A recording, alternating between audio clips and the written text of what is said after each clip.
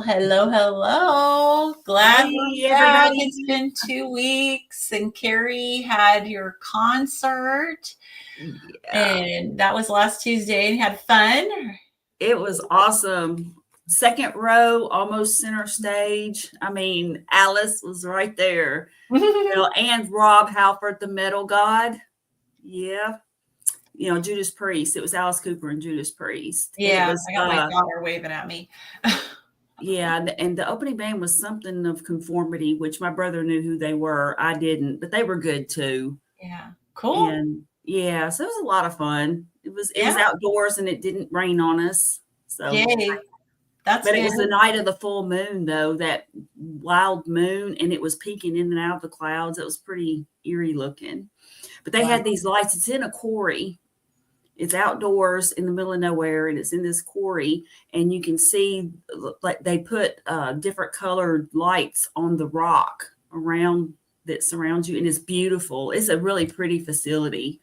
It was just my very first experience there. Wasn't too hot because it just like basically poured down rain and stormed. So Yeah, that so this wasn't one was fun. good. That's good that it was good weather and Yeah. you had a good time. Awesome. What's new with you, Renee? Not much. I have to tell you, Carrie, Alice Cooper lives in Phoenix, right? He's been in Yeah. Phoenix for many years. I just ordered specialized license plates with Alice Cooper on them. Oh, At $25 a year it costs, go like $17 of that goes to helping his kids because he does a lot of after school kids stuff and yeah. everything. So most of the money goes to that. And I was like, dude, I'm gonna rock Alice Cooper license plates. Oh man, I'm jealous. I would so get those. I That's definitely funny. would. We have aviation license plates, of course, because Dave and his flying, Yeah. but that's our special license plates on our cars. So Yeah, I can't believe there's like 50 different options in Arizona. I told my husband when we played the license plate game when we were little, we couldn't do it now because there's Oh every state no. has so many license plates that you just can't tell anymore. yeah. All right. Well, that's cool. So you can personalize your license plate so that everybody knows what you're into. And so you'll have to look into, Carrie, whether you have options like that in Tennessee. I I bet don't you think do. we can get, I mean, maybe some country people possibly, but I don't think we can get like bands. I know there are themed license plates. Like for a while, I had a Tennessee Titans one Yeah. until I decided I wasn't really going to watch that anymore. But, Everything sports. is definitely country. There's a lot of, country music is the thing there. Yeah, So, so I mean, I know when I got my plates, when I bought my car, I didn't really see anything that struck out at me. Like it was fun having the Titans license plate, yeah. but So, now it's just a plain old license plate. yeah. Plain boring, typical tag. Yeah. Well, I think it says something. Well, I think it says like, maybe it says like God Bless America or something on it. It may say something like that on it, but it's not a specialty plate. I think it's just like you could choose whether to have God in it or something. Oh, yeah. So some of the states have a few options that you can choose from. Yeah. Yeah. And I chose to have God in it. But other than that, it's just a Tennessee plate. Yeah. Cool. Well, we're going to be heading out Thursday to Vancouver Island and celebrating some birthdays, my husband and my son-in-law. Nice. And you're not late. We're just getting started, grabbing, just shooting the breeze here. Right. Have you had a chance to read the new case studies written by Holden Tudix or Gabe Owners? I have not. No. Okay, so I'm going to write those down. And if you have links, definitely put them in the Oh yeah, for put them in sure. the chat for sure. But I'm going to write that down. Something new to geek out on. Something new to geek out, yes. Or to, maybe cause a short, my brain will anyway work. Yeah, exactly. So, and then in a month from now, we've got Hack Your Health. So looking forward to going to that and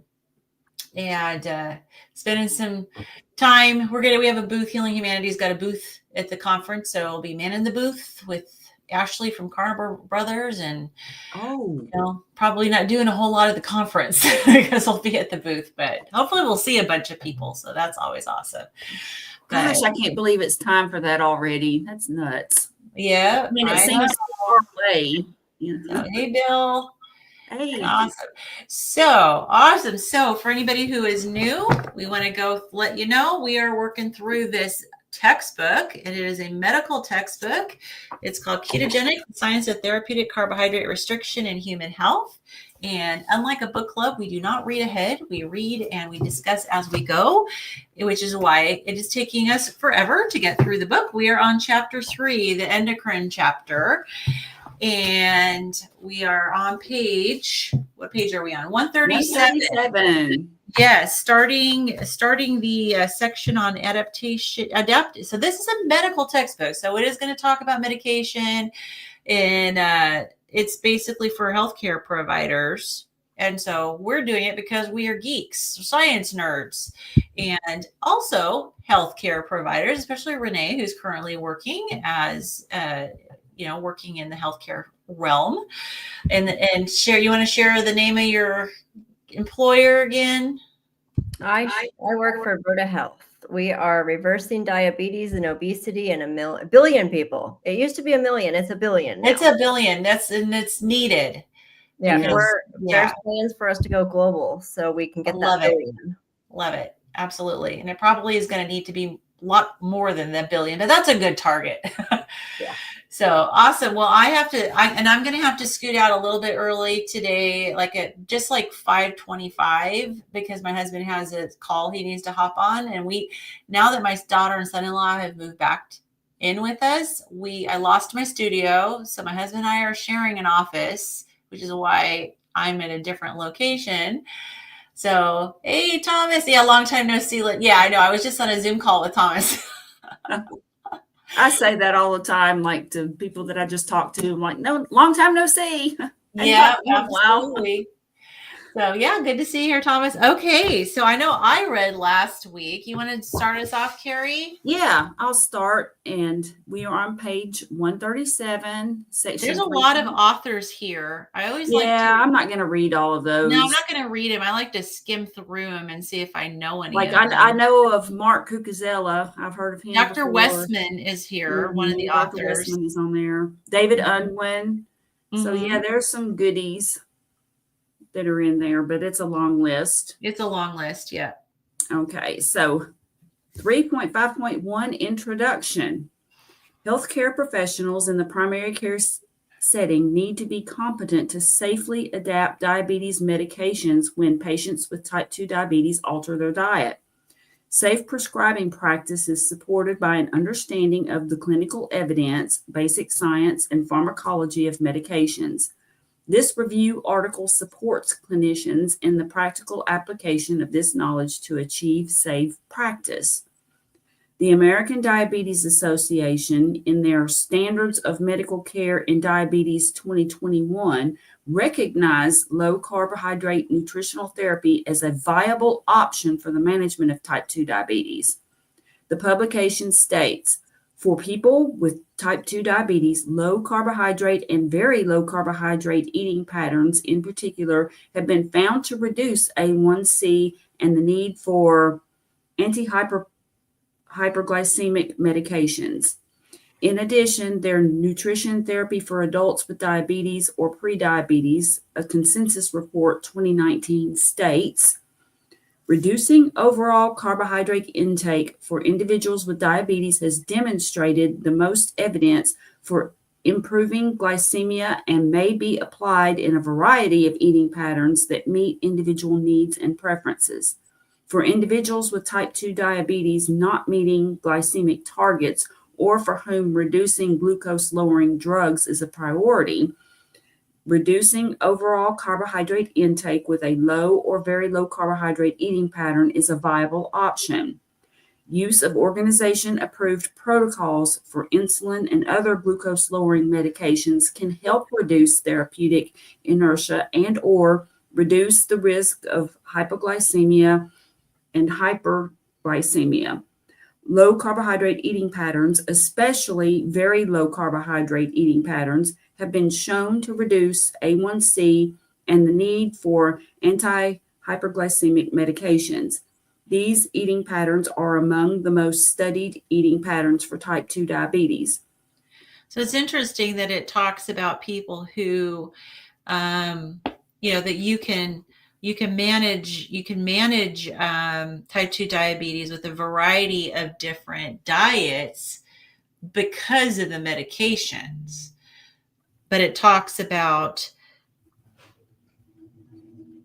well, but it's very positive. I mean, those who want to reduce their medications are the ones that need to go low or very low carb. Yeah. But I'm surprised it even says that, because well, and I think, like Dr. Berry has said before, that it's buried like on page 976. No, I think it's actually, what was it? I think they said the page number. Maybe they did. But it should be like front page. Like it should.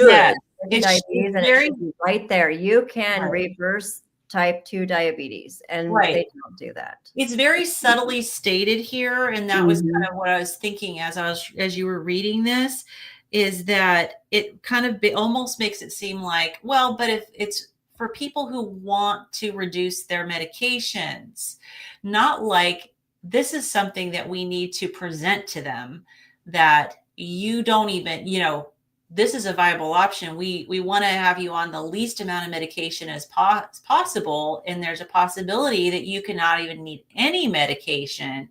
It doesn't sound like that's the way it's stated. It's like, yeah, we can control your blood sugar on pretty much a variety of different diets, but then there's those who want to reduce their medication. So then a very low carbohydrate diet is a good option. I think when you get diagnosed with type 2 diabetes, the first thing somebody should do is sit down and say, look, we can reverse this. Let me show you how. Yes. And until we get there, I mean, and there's no money in that. Why cure people? Oh, yeah, exactly. Yeah. In other words, it's the accepted way is to take medication. But then, if you want to reduce your medication or possibly even get off of your medication, you can do this. Yeah, if that's, they just sort of throw it as an aside. Yeah, they kind of make it seem like if it's the patient's priority. Yeah. Not like it should be the doctor's priority. Yep.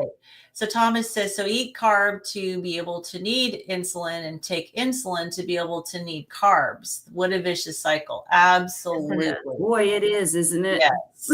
Yes.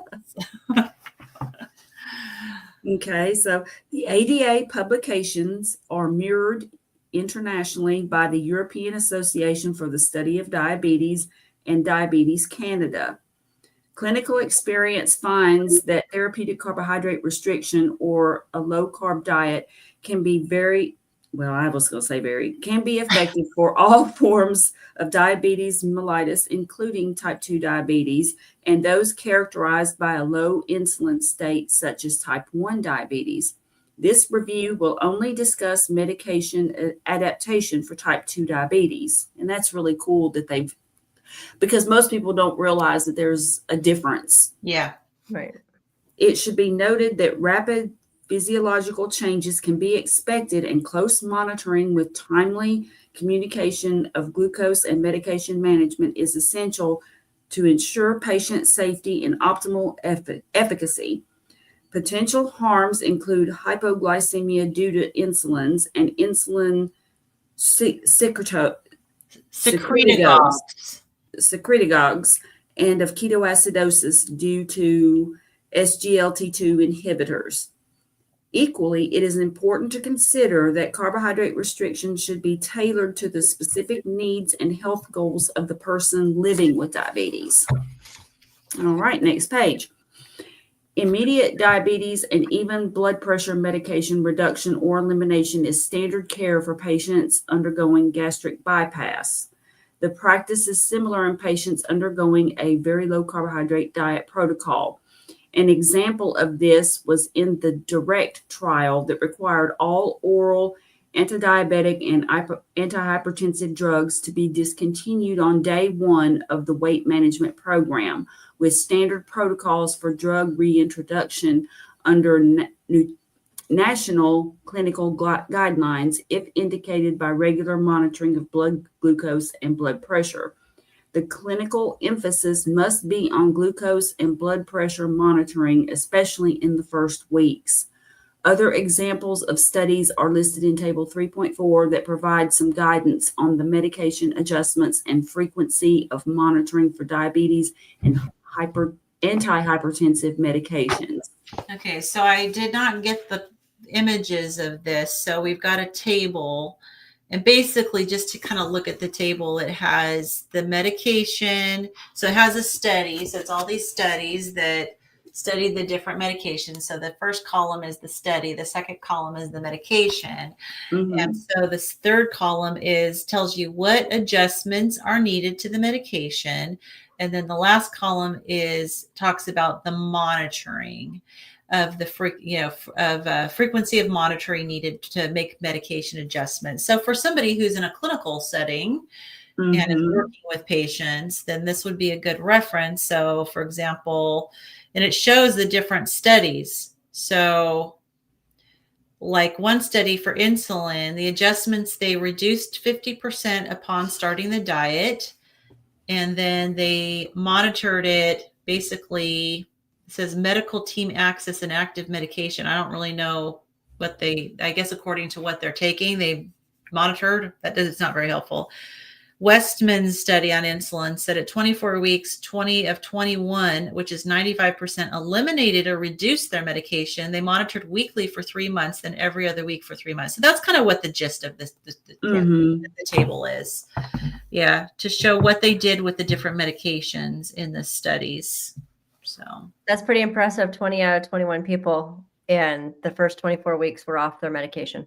Very impressive. Or reduced. I mean, either way, that's pretty impressive. Yeah. And we don't know. It doesn't tell you with each, like in this table, whether they were low carb, very low carb, no carb. Right. And of course, we know how nutrition studies are, right? We don't know for sure how well people complied, but it's still a good results. I think if anything were to achieve that sort of a result, it would be considered a raving success, The whole world should know about it. Yeah, I think so. Because even if they were just like considered just low carb, even, that would be phenomenal to have that much success, even if you just reduce your medication. That's pretty awesome. Thomas just did an interview. Do you guys know George Goodenough? No. So he calls himself the self-appointed carnivore ambassador from the UK. Yeah. He's in our Healing Humanity Life group, and he's great. Yeah. Well, I'm gonna have to look him up because I like to watch. Of course, there's a whole slew of American people, but I watch from all over, like people from Australia and the UK, and I haven't heard of George Goodenough. Yeah, you have to check him out. He's great. And I feel so bad. I was supposed to this Friday go on Thomas's channel. We'd scheduled this interview for quite a while, and it actually had to be postponed before for some other reason. And so this is like attempt number 2.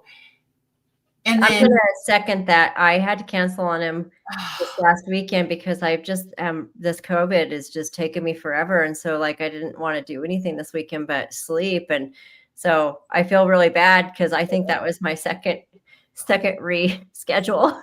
Yeah. Well, I didn't realize back when we scheduled it that we were going to end up taking this trip for the birthdays. So sorry, Thomas. Sorry, Thomas. Thomas says he would love to interview Carrie. And he says, all is good. Love you both. Yes, we love you too. I'm getting back on the schedule. He is so busy interviewing people. It's like getting rescheduled. My doctor is. I think we got booked out in mid-December. I'm late December. Yeah. On another trip. So I'm still kind of. Thomas, you're busier than my doctor. Yeah. I have my email. My email address for my channel is listed in my Metamorphosis. It's on the screen there, but you can find my email address there, Thomas, if you'd like to email me, and I'll be happy to schedule something with you. I haven't been I haven't been very active at all really on my channel lately. The day job and trying to make do. We had somebody leave, and now we're trying to interview to fill the position, and that's not going great. So, but anyway, that whole thing to say that my channel has kind of gone by the wayside a little bit in light of all that. But yeah, feel free to email me. And mine is hanging out with yours, Carrie. Our YouTube channels can be sad together because yeah, exactly. This is the only activity mine gets once a week with you guys. Yeah, Bill said that him, George, Thomas, they all passed Dr. Kiltz's coaching class that was, run by Dr. Nelson. Oh, that is fantastic. Yeah, so Renee, you're for the 13th. Yep. So, awesome. Good. 60 of us. Awesome. All right. Let's move. That is fantastic. Congratulations. Yes. Okay, so the next is managing the patient. Pharmacopathy. Some of these words. Pharmacotherapy. Pharmaco. Yeah, I've seen some of those words, Carrie. I'm not envying you right now. Oh gosh. Yeah, there's some that I'm gonna butcher. I can kind of see that there are some. So we'll just make it through. I'll muddle through. There's a lot of words here that yeah, like that first word on number 1 is bigunides. I don't know what that is. Biguanides? Probably. Biguanides, I think. Biguanides? Yeah. Okay. Categories of drugs used in type 2 diabetic patients. Specific medications and mechanisms. Oh boy, this will be fun. A brief summary of various agents used for diabetes and their mechanisms and adverse effects are provided below. This is giving me flashbacks to my pharmacology course. Before you get started, I find it quite interesting that the biguanides, there's only one drug in that class, and it's metformin. So why can't they just call it metformin? Right. Yes, we're going to skip that by word, and we're just going to go to metformin. Yeah, because they're doing it by drug classification. Yeah. Metformin is the only drug in this whatever class. Metformin reduces liver glucose output and slightly lowers insulin resistance in muscles and adipose tissue and can decrease intestinal glucose uptake. Adverse effects can include gastrointestinal side effects such as diarrhea, vomiting, and abdominal pain, vitamin B12 deficiency, worsening of neuropathic symptoms. Wow, that sounds terrible. Side effects can be mitigated with extended release preparation. Extended release preparation. I wonder what that means. That means that the medication is, instead of taking a pill that just dissolves and the whole thing releases right away into your system, it's designed with it's encapsulated, and so that it will release slowly over time as it dissolves in your system. So it's a time release rather. Time release. The medication is a time release. Okay. Yeah. Metformin has numerous beneficial pleiotropic actions, the consideration of which is outside the scope of this article. Well, thank God. Yeah.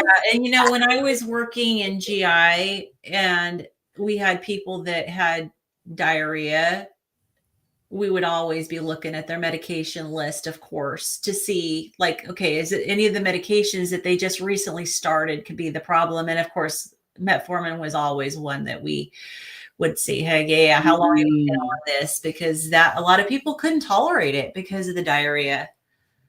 Oh man, but then I guess they had to take something, and that's awful. Okay, sulfonylureas. Sulfonylureas include glybutride, glibeniclamide, glipizide, glimepiride, and glycoside.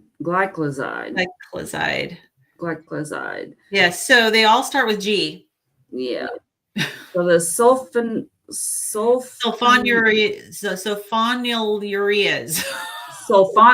I couldn't even pronounce it when I actually was learning about it. So stimulate the pancreas to secrete more insulin. Adverse effects include hypoglycemia, weight gain, and potential pancreatic beta cell failure. Wow. I'll tell you, I took glypuride when I was pregnant with both my kids because I had type 2 diabetes or gestational diabetes, and it dropped my sugars all the time. Like I'd be in the middle of a shift. I worked night shifts. So it'd be like 3 o'clock in the morning and somebody would look over at me and I'd be like half comatose, sweating, like diaphoretic, like I mean, I can't tell you how many times I ended up having somebody have like, they're like, right, you know, do you know how they get with patients that are hypoglycemic in the hospital? Like I have all these nurses around me and all these doctors, and they're like, Renee. So yeah, it's a nasty drug. Did you have to carry glucose tablets? I just made sure that when I took it, I had some kind of juice or something close by. But you know, like then that's why are you taking a medication that you have to now take sugar that I wasn't supposed to be? You know, it's not great. Yeah. So what during what time period were you pregnant? Like when that happened? Like what year? One of my kids was born in 2004 and the other one 2006. See, back in 1984, when I was expecting, they actually did put me on a low carb diet. Wow. And they put me on a low carb diet once I was diagnosed with the gestational diabetes. But if I would love to have had my pregnancies as a carnivore. I mean, I can't even imagine how much different they would have been. Yeah, I had gestational diabetes when I was expecting my daughter, and they gave me a little handout, and that's part of my story because I sort of, when I was going through through trying to figure out like what to do to prevent type 2 diabetes. I mean, I kind of had an idea because they had done that, but I was trying to figure out, suss through all the information. But yeah, they did. No white foods, like no bread, no potatoes. And I remember asking them, like, well, what can I eat? And they basically said meat and vegetables. Yeah. So it's kind of a ketogenic diet. Mine wouldn't respond to diet, which is why I ended up on medication. I really tried to do it with diet. That's too bad. Yeah, email me. I'll be glad to. I will. Yeah, his sister's name is Carrie. Hey, Susan. Yes, it's been Susan. Awesome. Oh my gosh. Yay. Hey. Oh, it's awesome. I love seeing people I haven't seen in a long time. I mean, I say seeing, but you know what I mean. Hearing from whatever. Yeah. That's awesome. Like old times. Yay. Okay. DPP-4 inhibitors include sitagliptin. Sitagliptin. That sounds good. Saxagliptin. Oh, I see a pattern. Yes. Linagliptin and allagliptin. These agents prevent the breakdown of the GLP-1 hormone. We've heard of this. Yeah, we've heard of it. Lowers glucagon, increases insulin, slows gastric emptying, and reduces appetite in a glucose-dependent manner.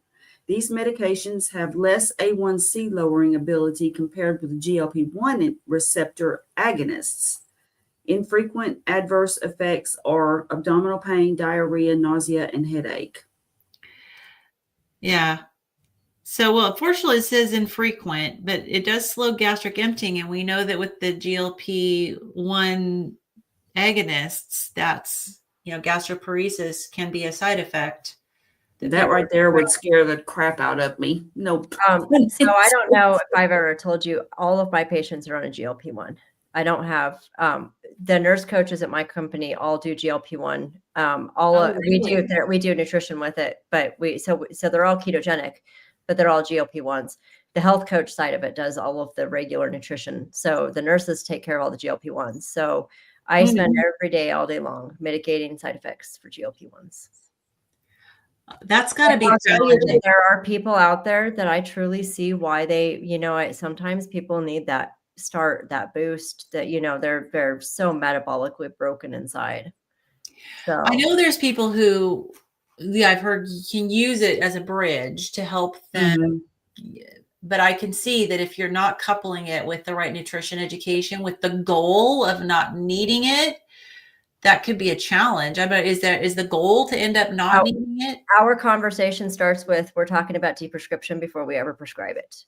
And we want them to use it just long enough to get where they need to get. But in the meantime, we do a lot of education, and we teach them that if you don't change your lifestyle, if you don't change what you're doing now, this is all going to not be worth it, because you come off the GLP-1 and the weight gain comes right back. Yeah. So when people talk about GLP-1 side effects being kind of more the exception rather than the rule, are you finding that in your? Yeah. I would say that, the most common are nausea, vomiting, diarrhea, and constipation. It's all the GI stuff. But we have a lot of ways to mitigate it. Most people do really good with it. And, when you're trying to lose weight and you have a BMI of 50, you'll take a little bit of nausea or a little bit of any of that in order to start losing that weight. And I mean, granted, we're a nutrition first company, and we've had lots and lots of success with just ketogenic. I mean, so I'm not saying that that everybody needs a GLP-1, but the ketogenic is definitely the key. Yeah. And I know my BMI was over 50 and my fat percentage was over 70. I'm glad I didn't do a GLP-1, but I did carnivore. So, Thomas, Carrie, email on your channel. Yes. Yeah, I did. And I put it in the chat too. It's mymetamorphosis@gmail.com. There you go. And I spelled it out in later side effects. Yeah. 3 years, like 3 years down the road. Do we know? I mean, they've been using it for type 2 diabetes. Like the first one came out in the early 2000s. So we've been using GLP-1 agonists for a long time, but just recently, the last couple of years, it's gone towards weight loss instead of just diabetes, but they've been used for diabetes for a long time. So, I mean, believe me, I see the articles about, the really, really bad things that are happening to people with them. So I really can't speak to long-term. All of my company's long-term studies are on ketogenic diet alone. So. Well, I think a part of the problem with those too is the diabetic dosage is lower than the weight loss dosage. Like they've increased the dosage quite a bit. So having people take such a higher dosage like that, there's not really any long-term studies on that. Like it's been used a long time for diabetes, but because they've increased that dose, they don't really, I mean, it's safe as we know, or I get safe as we know it, but there's not been any long-term studies at the higher doses, so we don't know. That's something that I've heard discussion about. They're doing those studies now. I mean, I would imagine that there's somebody out there studying it. So Susan said, my cousin in England did Manjaro. No idea why she did it. Last time I saw her, she looked great. Heavier than when we were teenagers, but we were in our 60s. If I was that weight, I'd be happy. Yeah. I mean, I think there's a lot of people who are doing it who aren't morbidly obese. Yeah. Yeah. I think they're trying to just like lose that last 10 pounds or something. And yeah, a lot. And another thing that made that drug so popular was celebrities using it. And they were using it kind of off label. And so that's where that trend got started. Right. We have very, very strict guidelines on what your BMI has to be and your comorbidities. Like we don't just you can't come to us with a BMI of 25 and get it. I'm sure your company is a lot more ethical about the way it approaches things. Yeah. And we follow. The mission is different. Right. All of our dosing is based on the company's guidelines and the FDA. Like we don't do anything outside of what has been established. Yeah. Interesting. Okay. Thiazolidinies.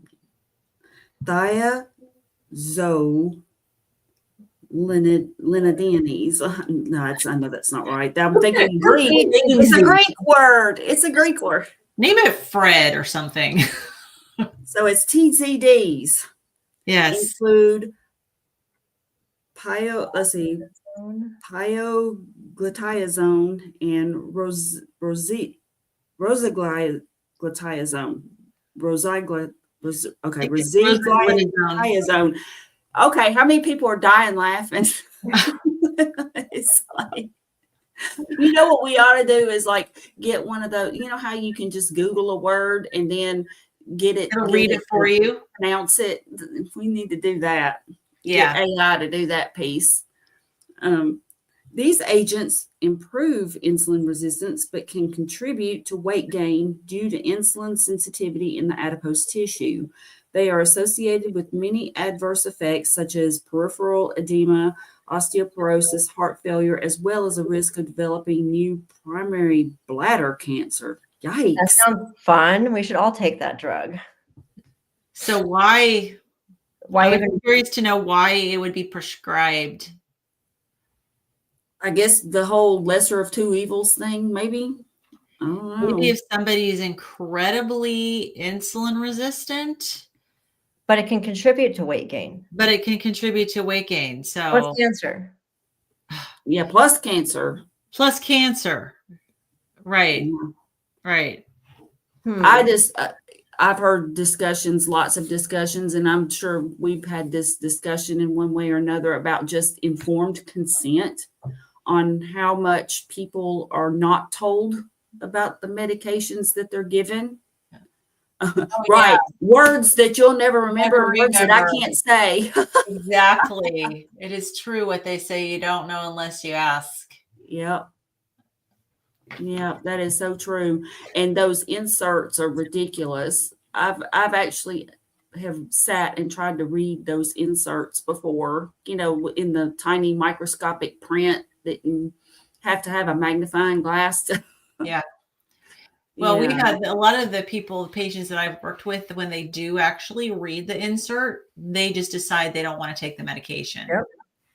Yeah. And really the word side effect is sort of a misnomer because it's an effect. It's just that what you're taking it for is an effect you want. And then what doesn't, you know, what you don't want to happen with it, they call it a side effect. But really, in reality, it's just all effects. That's just what the drug does. So I think when people say, well, there's some side effects with this, it's like with statins. Ugh. Yeah. Well, they classify there's side effects and there's adverse effects. So like when you're looking at the medication, like with the nurses' resources, you see side effects, you see adverse effects. So it's like the side effects are the ones that are more acceptable and expected, sometimes temporary as you're adjusting to the medication, not always, but some, you know, adverse effect means you can't you want to stop this medication. Yeah. Yeah. Adverse effect is different than allergic reaction too. So you can have an adverse effect, an allergy, allergic to it. Yes. Yes. And allergies are usually listed as under the adverse effect category. Will list allergies in addition to other adverse effects. Yep. So you would think that cancer, so that was listed as an adverse effect. There are many, So then you wonder if that's a black box, if that one has a black box warning, you know, like there's some drugs that they have such bad side effects that they actually call them a black box warning, and they like are serious about the side effect. They should do that with statins. Actually, they shouldn't even recommend them anymore. There's so much information about them now that I'm surprised anybody takes them. But Susan must have noticed knew you were going to mention statins. She said she was on atorvastatin and was losing memory and muscle wastage and strength. Yeah, exactly. Yeah, they had put my mother on statins, and my dad called me and he was like, there's something wrong with your mother. And I was like, well, what? And he said, well, she can't remember how to check her blood sugar. And I was like, what? And then of course my first thought was, has she started a new medication? And so I told him to go to the cabinet and, you know, see, you know, bring the pill bottles and look, you know, and tell me what they were. And when it was a generic form of a statin. I don't remember which one it was now, but I recognized the name and as a generic form. And I was like, don't tell her not to take these. Don't let her have them. Just like throw the bottle away, flush them down the toilet, do something. I mean, I know I'm not a doctor, but I mean, that was what I told my dad to do. And she got better then. It's Thomas, crazy. I'm sure he means religious. Yep. I hate to say this, but if I was a religious person, I'd be nervous by taking anything called statins, considering it's so close to a certain person with horns. Boy, isn't that the truth? There's not much difference there. Well, they couldn't actually call it that, so they had to add a cross, right, to make it okay. Yes, they did, didn't they? I don't think it made it okay, though. I don't think it made it okay. And of course, to make it palatable, to make it acceptable. It's complete nonsense. There's absolutely no history showing that's what they did. But, I'm talking to Thomas here. Yeah, we're just being silly. But, I mean, you never know, really. I mean, conspiracy theories are only conspiracy theories until they're proven true. And there's a lot of them. Hey, Nicole! Oh, hey there. Oh, you ladies are still doing these lives. Awesome. Yeah, if I'm still alive and kicking, this is about all I do for my channel much anymore due to the day job. But Thomas I'm going to blame it on my day job. No, Thomas is never silly. Nah, never. It's definitely not okay. My statin was a generic of Lipitor. Yeah. Is that a torvastatin? Yeah. Yeah, I think that's the one that my mother was on, but I'm not 100% sure. Yeah.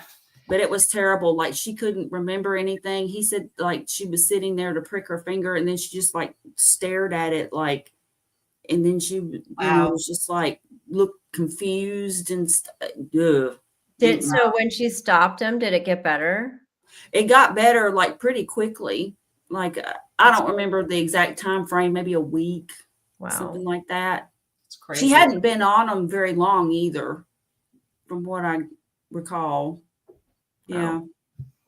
It's like, And there was a Dr. Graveline who was a NASA, he worked for NASA, and he actually has a blog. I mean, you could still find it out there. It's not active anymore. He did pass away, but he had been prescribed statins.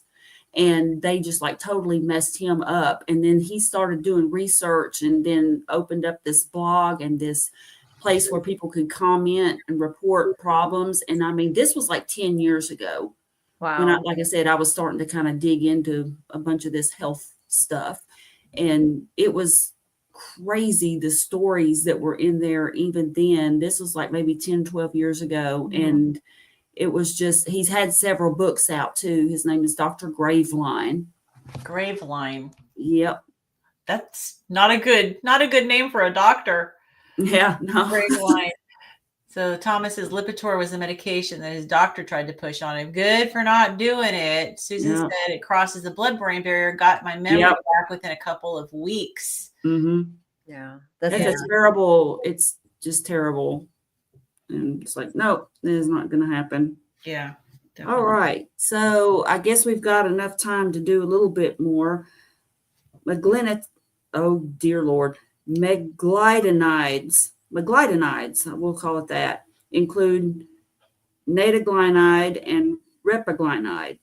These cause the pancreas to release more insulin, similar to the sulfonylureas, but with a shorter half-life. They have more frequent dosing and slightly lower risk of hypoglycemia. Oh, well, that's so no noting of any side effects on that one. But I would think that when you have higher insulin, you would have some weight gain.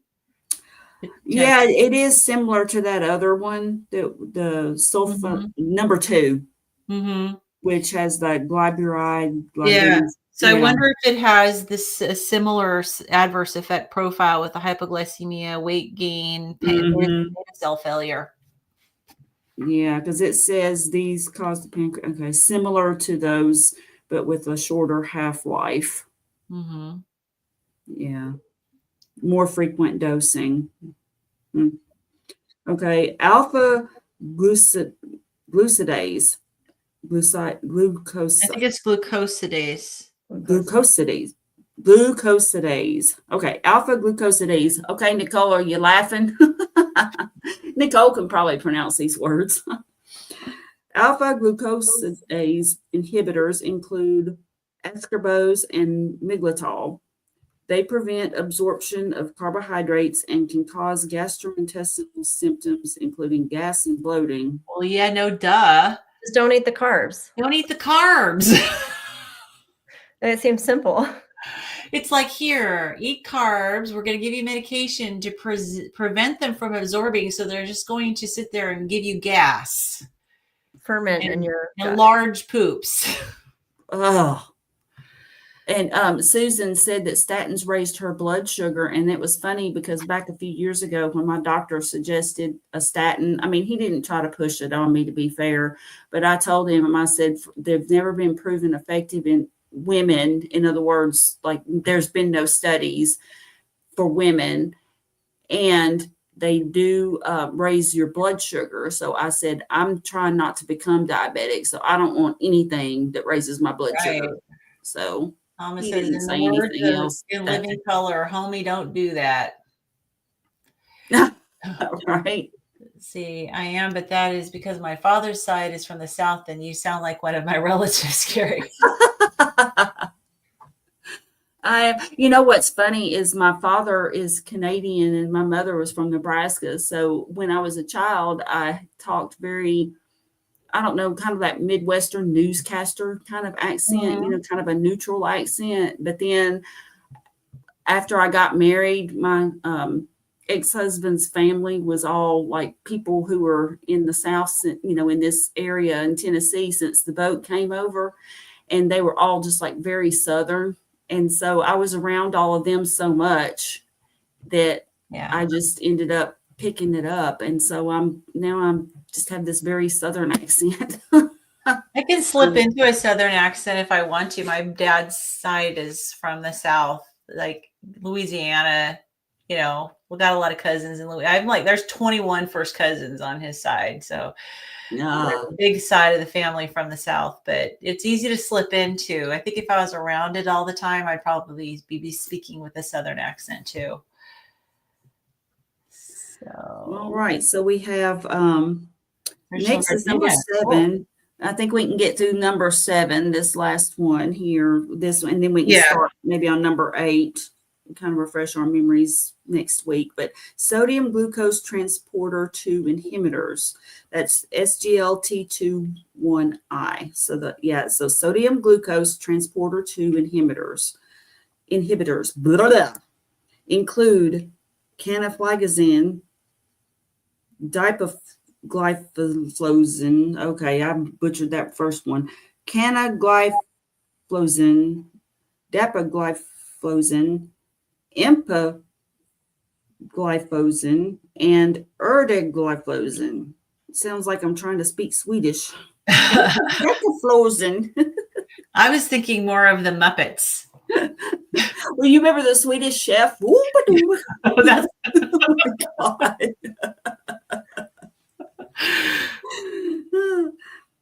These agents prevent the kidneys from absorbing glucose back into the bloodstream so that more is excreted in the urine. They can cause euglycemic diabetes ketoacidosis, even in type 2 diabetes patients, genital, bacterial, and fungal infections, dehydration, and hypotension. Well, probably because of all the sugar coming out in your urine. Fungal, God, that's the cure that'll kill you right there.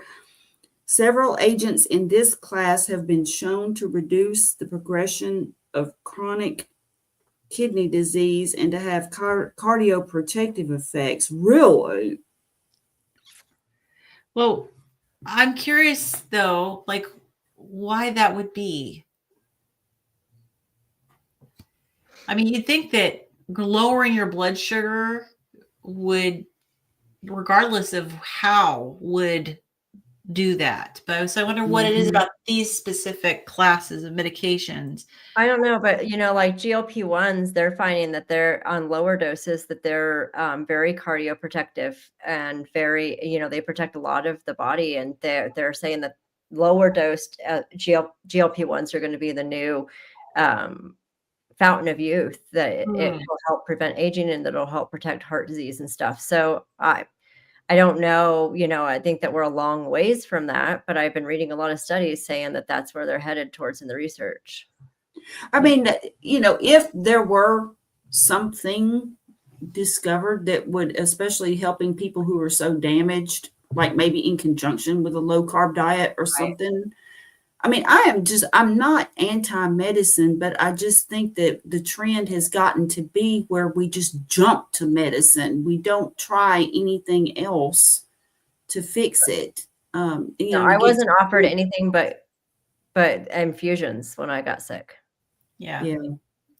So, I mean, that's just sad that it got to that point, but I'm certainly not anti-medication. It's just, I think that there's way too much of it prescribed. And I think that that's a part of the problem and the reason why there are so many other health problems that people have, including cancers and other things. Like there are these mystery, like my dearest friend from high school passed. It was about a year and a half ago now.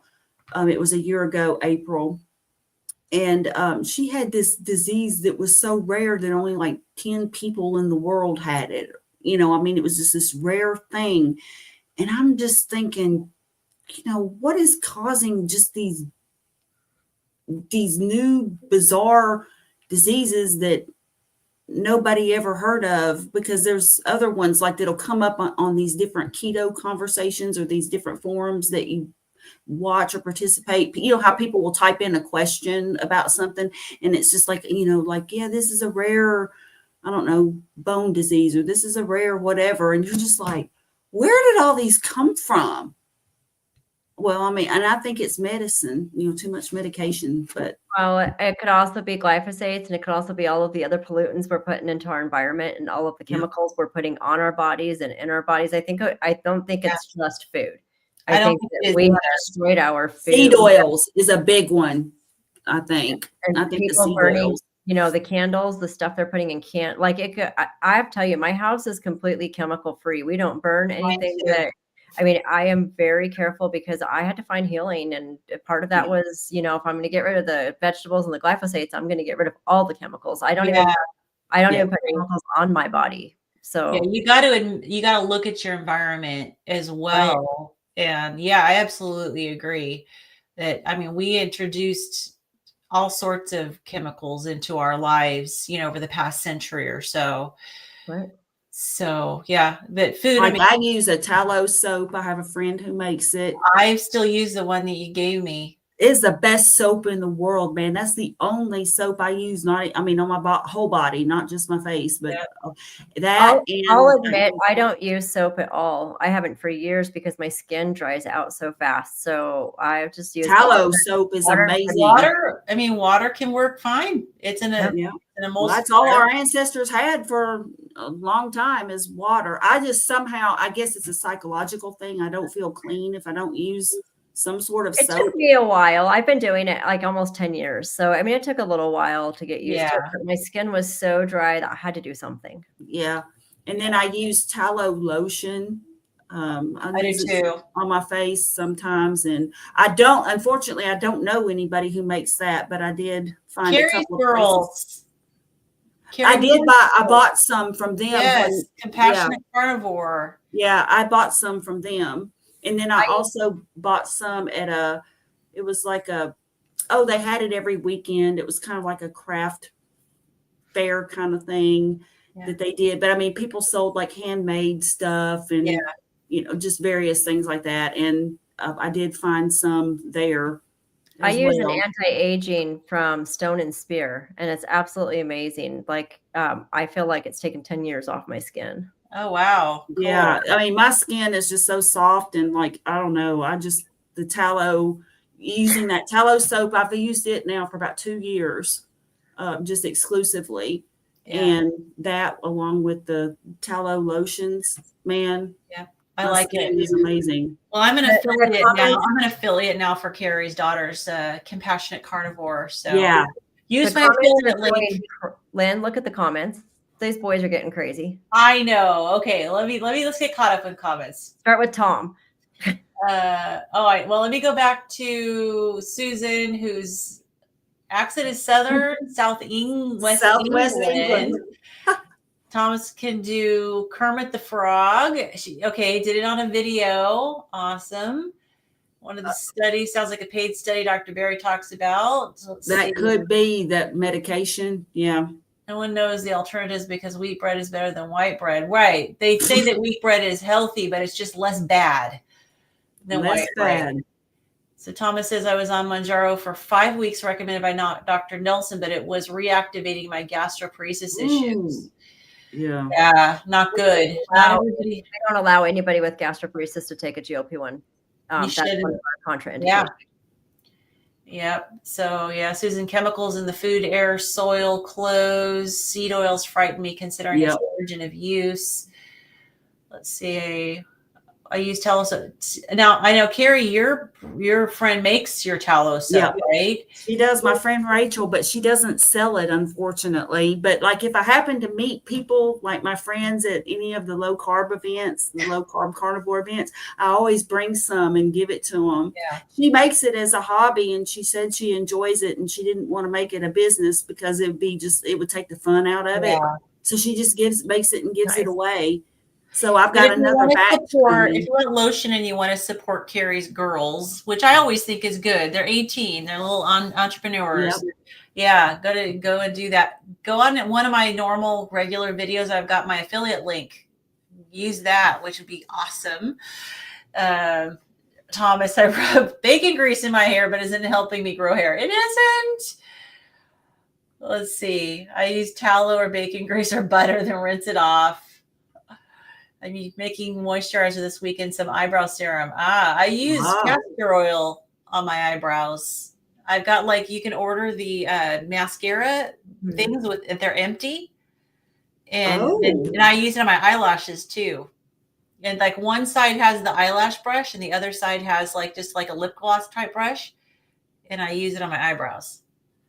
Well, So, I am 96. You are not 96. Yes, carnivore is really helping you look young. I'm going to try to make tallow soap. Yes. If Rick made soap from iguana fats. Yeah, no kidding. Let's see. Oh, Carrie's daughters. Yes. Emma's videos. So much energy. Yes. Yes, I'd love to. Uh-oh. She went whoop. She was so excited. I did the same thing last week. I swiped the wrong way and kicked myself out of the studio. But I got to give my husband his office back anyways. All right. So so we gotta cut out. So see y'all next week. I'm 59. Awesome. We'll see you guys next week. Have a good Bye, everybody. Y'all have a great week. Everybody. Have a